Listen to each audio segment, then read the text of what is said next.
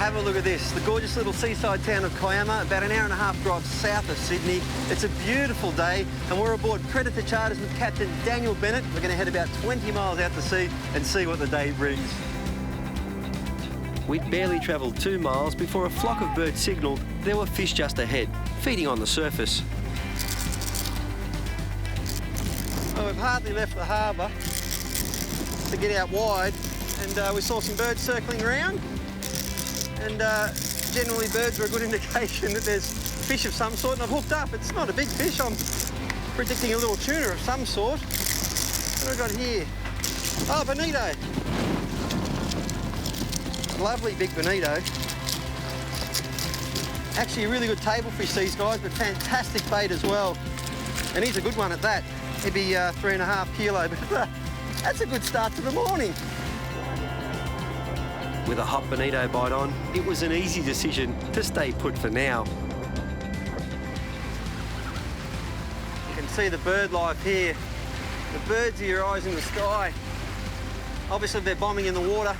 They're chasing little fish, and bigger fish underneath are pushing those fish to the surface, putting those bait fish in a compromising position, but allowing us to locate the fish easier. They say the higher the birds are, the deeper the bait fish and predators are, because they've got to fly higher to see them. So that's a good rule of thumb. And this is a reasonable bonito by the look of it. Oh, look at that guy there. Another beautiful bonito. Great sports fish, great table fish, and great bait. We'll make use of him, that's for sure.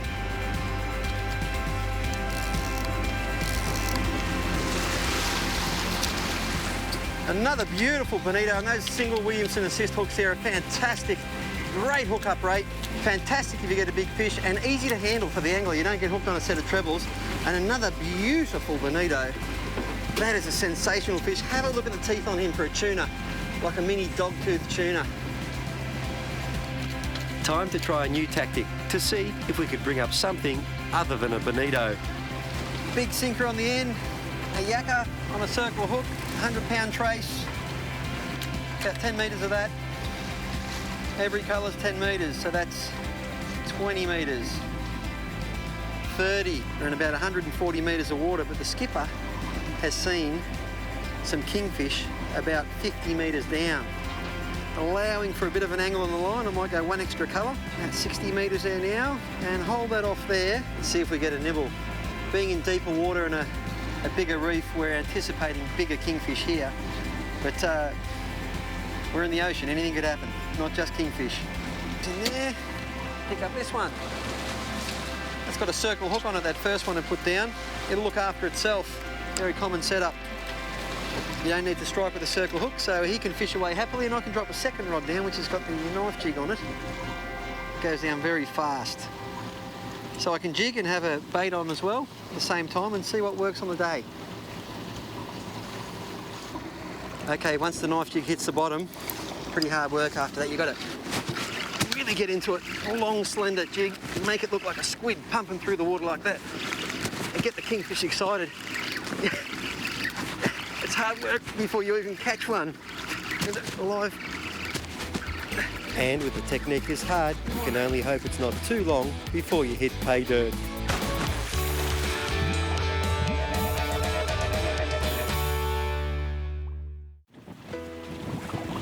Just going down there now. Drop that down too, Daniel. We suspect there's some bigger fish underneath these bonito. This is a knife. You get stopped if it stops.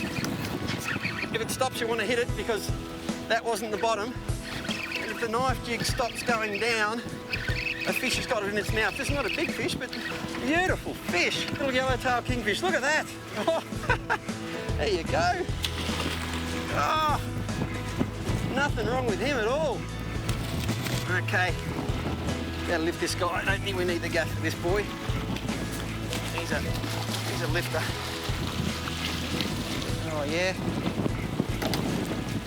Not too bad at all. That knife jig's going everywhere. But a yellowtail kingfish. Righto. Yeah, he's a half decent, Daniel. Here we go there. beautiful fish. How big would that one be, Daniel? Probably... Oh, it'd be probably 75. 75 centimetres, miles over the legal limit. Probably 4 kilos, something like that. Beautiful table fish. You can see why they call them the yellowtail there at the back. And you can see why they call it a knife jig too. It looks like a knife, it goes down quick, and the hook is on the head. So when that jig drops down, he chases it down and grabs it that way, and that's exactly what he's done. Well, I don't know if we're going to get to our harpooker and gemfish and deep sea spot, mate. We're going to get more than 5 miles out to sea first. That's great fun.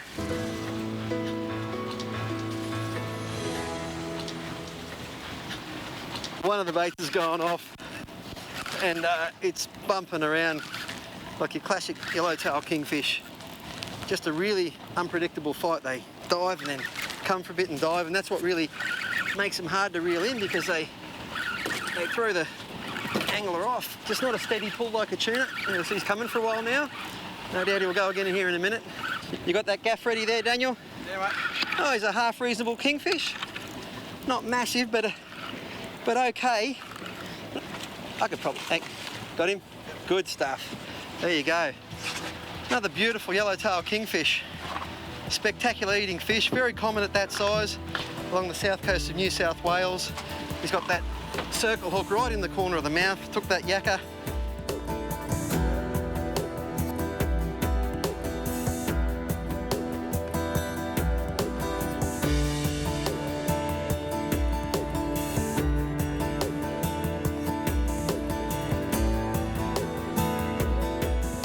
I've got the fish clear of the reef, that's for sure. Now, I think about seals and sharks and something else that wants to dine out on kingfish besides me. Oh, here we go, we've got colour on this fish. Here he comes. Beautiful. I just think I'll land this one by the door. Daniel, if you can grab that for me, mate.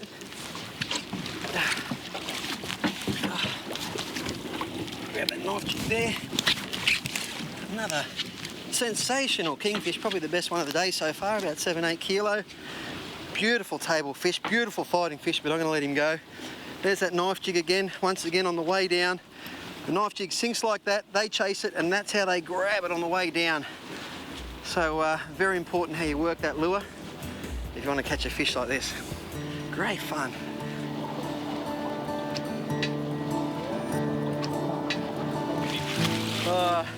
It's just as good to see a kingfish like that. Great table fish, swim off. Sustainable fishing, very important in this day and age. By the time we'd reached our original destination, even the birds were heading for home. So, with minimal light left, we had only one chance to hook up. Hopefully, a monster from the deep. We're finally here, mate. Yeah, it's good to get here, end of the day. Yeah, it's taken us all day to get past all those fish. We're about how far out, mate? We're about 18 miles out off Kiama, and just about to drop 250 metres for the harpooker. You saw that sinker? See how we go. Nice big baits. Look at the size of that bait, and look at the rig Daniel's got ready for me. We've got 3-pounder lead on the end. There's some of that bonito we caught earlier today. Nice bite. There's a pike he had in the freezer. Oh, it's about 400-pound leader there. She's wrapped around my leg. Hey, we are organised, trust me, we are organised. Around there, and now the big moment. Now normally, it's a case of waiting for a bite. But this time round, it's waiting for the sinker to hit the bottom. It's about 6 minutes to get down.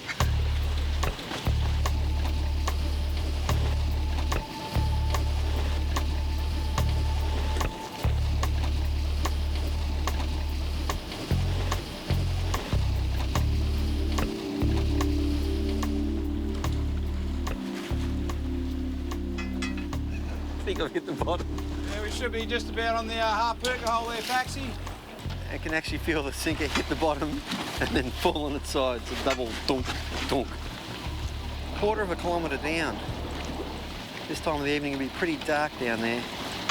There'll be some bizarre ooglies down there, all sorts of deep omega-3 enriched fish.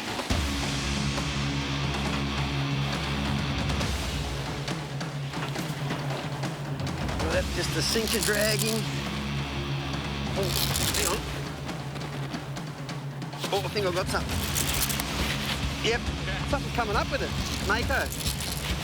Oh, well, it's not flat. A lot of the time the magos will grab the bait and fly up. Oh, no. This is bizarre. Now, this is really... Yeah, I got weight again. I don't know what happened there. Just got slack all of a sudden. I got a bite. Wasn't nothing too huge. Trying to load up the other hooks. Oh, on something now. I reckon the shark's grabbed this, mate. Beauty. Oh, the big thing here is I got at least another 200 metres of line to wind in. Oh, talk about a workout.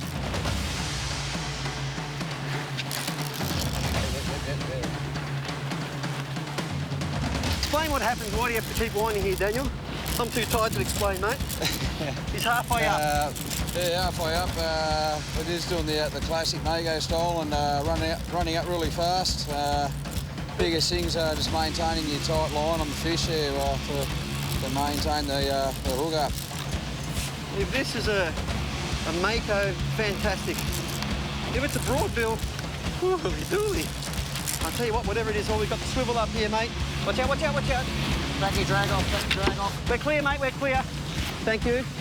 Right, let him back on the rod. I got him. Right. Yep, I think. This is mayhem. Oh, I don't need this much adrenaline. Right, can we get these? Oh, sorry, buddy. You're all right. Get them out of the way. Oh, I'll tell you what, whatever fish it is, it's got some stamina. That's good there, mate. That's good there. That's good there. Just coach him up here. Oh, it's a big Mako. It's a big Mako. It is a Mako. Hey, there we go. Look at him there. Just watch that second hook. If he runs now and you've got that hook. Look at that. That's a Mako shark. Let's tag him, mate. Get that. Got him. All right, tags in. Oh, he didn't like that. But in the long run, the tagging program is essential for the survival of these fish.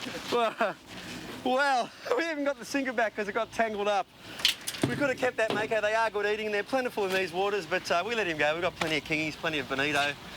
So our shark can swim free and pester some other fish around this ocean here. A beautiful ocean it is. And Daniel Bennett from Predator out of Kiama, thanks for your time, mate. No worries, pleasure to have you aboard.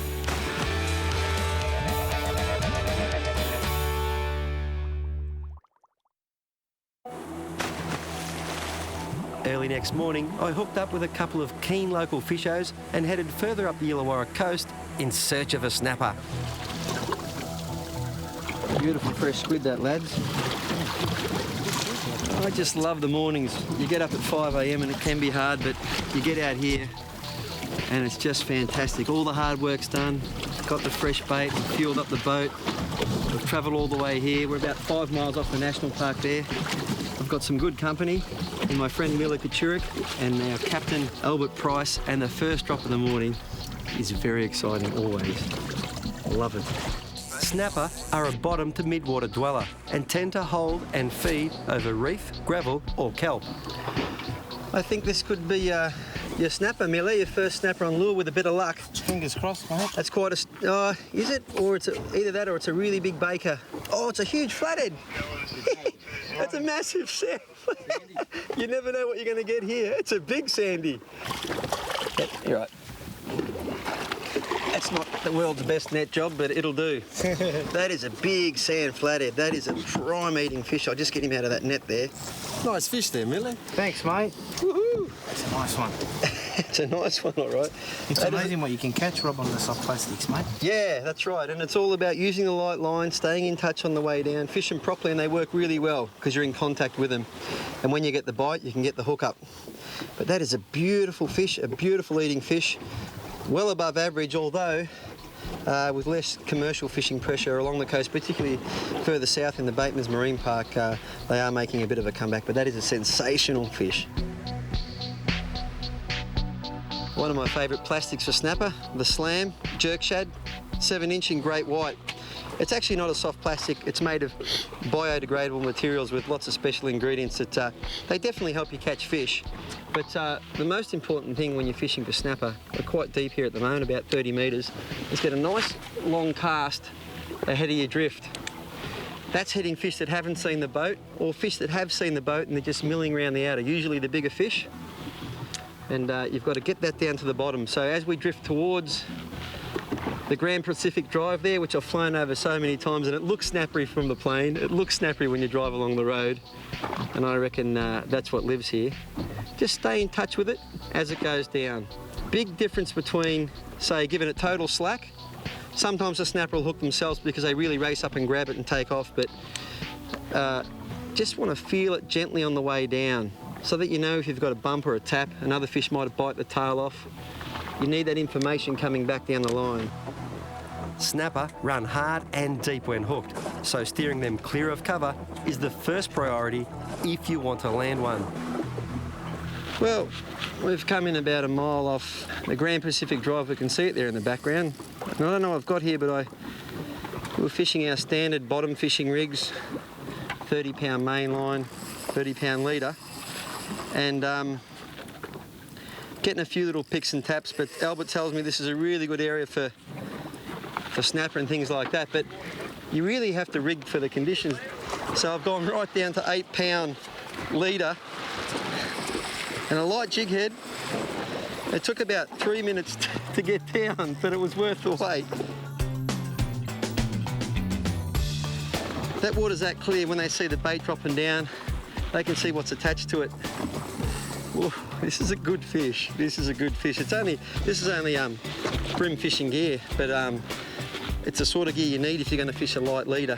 So effectively, by using that light line, you're letting them see your lure rather than see the line. It's particularly important when you're lure fishing to use light leader. With bait fishing, they'll swim over, have a bit of a look. You can afford to use slightly heavier line because they'll smell it, and a fresh pilchard or bit of squid can be enough to trip them over the line. But when you're lure fishing, even with the really good lures like these slams that I use a lot, got to use light leader. It's incredible what a difference it makes. Oh, that was a bit of a bump there. I'm starting to sort of gain on him slowly here now. We're thinking it's a snapper, but we're just never going to know until we get it a bit closer. I'll just bring him this way. There's colour on him now. He's floating. All right, yes. Woo-hoo. Good catch, buddy. Hang on, let's get this guy up. Look at him. All right, Wow. I'll just... Woo! That is great fun. Look, it's not a huge snapper. It's not as big as the ones you get down in Whaler. Look, they get some thumpers here, but, you know, look, a sort of 2.5, 3 kilo fish like that on light tackle, a stone's throw from some magnificent scenery like that, we're starting to get a good morning here. That is fantastic. Woo!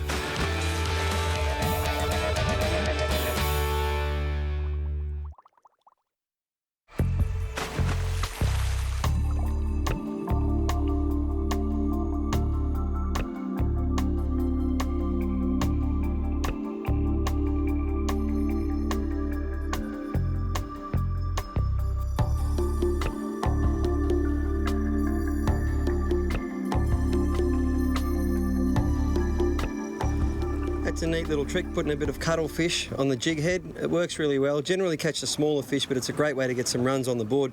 The good thing about the cuttlefish compared to the squid is that it's a bit tougher and it holds on that spot there really well. So it looks like a lure, but it tastes like cuttlefish. So handy little trick that.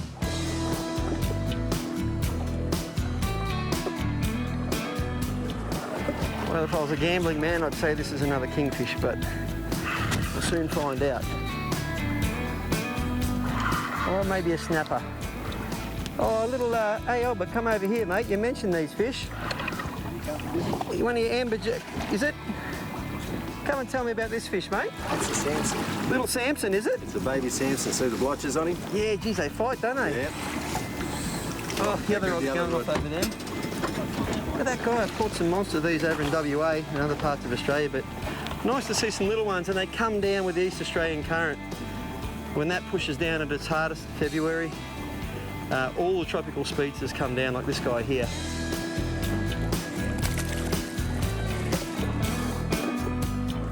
These guys just open their mouth up and come up like you've hooked a sock, just a dead weight.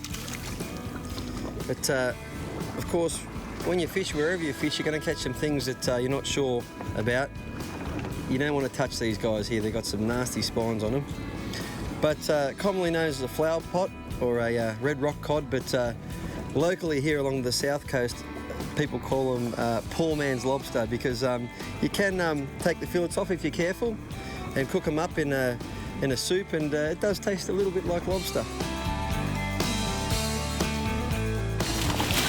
One good way to find what fish are about is to jump in for yourself and have a look, and it's always good fun.